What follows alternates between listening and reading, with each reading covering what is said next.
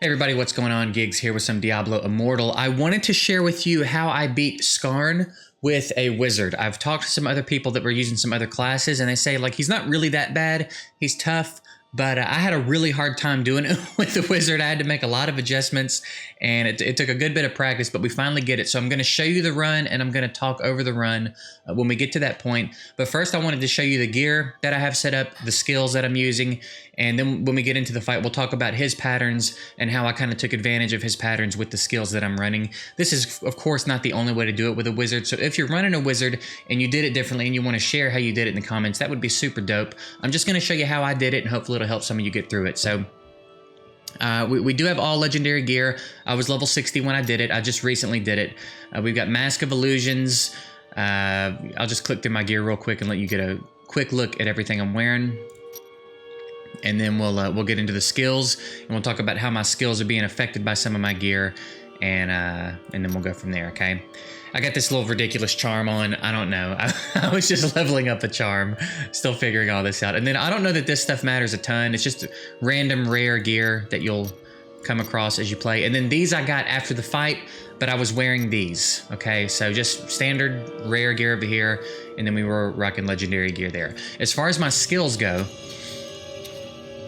I ran Disintegrate, Teleport, Meteor, Lightning Nova, and then Magic Missile, okay? Let's talk a little bit about how my skills are being affected by the gear, though. We have Disintegrate, which now fractures into a cone of short-ranged beams. It deals so much damage like this. It is insane. This piece of gear that I'm using for this, it takes away the ability to do refraction with the Ice Crystal, but it does so much damage that it's almost worth being at close range with the enemies to do this. You'll see it in the video when we get to the fight. We've got Teleport, which I have this from legs, and then I have this from the helmet. Now causes you to become invisible and leave behind a mirror image. This was a huge part of the success of the run, and I'll talk about it when it happens in the run, but basically this is a way to get the ray that Skarn shoots to not target you and follow you around. There's a little bit of a window. It's not a super tight window. It took me a while to figure this out, but it's pretty open, and again, we'll talk about it in the run, but this is a big part of it as far as like managing your health well and not having to use potions. Meteor just does what Meteor does, getting a little bit of extra damage from the charm, and then Lightning Nova, I have a few perks to it here. We have that from the chest, and then the movement speed is the big part of it here. I'm really enjoying the movement speed. It's going to take a lot for me to change this piece of gear because I really like the little movement speed boost that I get from the offhand. So those are the skills I'm running. Now we're going to jump over to the run. I'm just going to full screen the run, I think, and talk over it. And again, talk about everything we got going on. So we'll see you in a second. All right, so as I said, this took me quite a few tries. I had to make quite a few adjustments. I was running a very different loadout when I came into this, but after a few tries, I started making some adjustments. And this is where we fail. So we've talked about the skills and how they're different because of my gear, and you'll see that in action here. The big thing with Skarn is to just realize his patterns and use your potions effectively. You don't want to end up out of potions too quick. So if you can dodge these first three, he'll do like 3 Hadouken type blasts at the beginning, usually 2 or 3. Then it's the ray. Now you'll see I struggle at times to get the teleport thing to work with the mirror image, but I start to figure it out the next couple of times.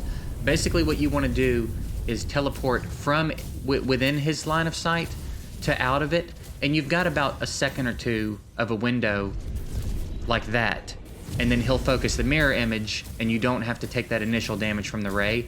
That's huge because no matter what I did, I always took initial damage from the ray and then I could outrun it, but he always puts it on you for the first second, and that adds up over time. So being able to teleport out of there and make him focus the mirror image and not have to take that damage so you can save your potions is huge here because it's a pretty long fight. So there's the Hadouken blast that you just kind of have to keep moving around him and peppering in damage as you can. There's the ray that if you have the teleport with the mirror image, you jump out of the way. If you don't have the mirror image, you can try to time it, but it's a little bit tougher that way.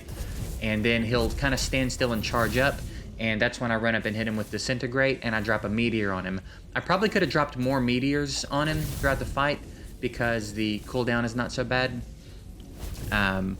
but you know, again, it worked out. And then in here, again, just keep moving. Lightning Nova's great. It'll pepper in damage to the enemies as time goes on. Just keep moving though. Don't stand still and try to tank or like out damage these guys. Especially when they get low health, you're gonna want to be hard headed and kind of stand there and try to finish them off. Just keep moving, be patient. The key to this is patience, right?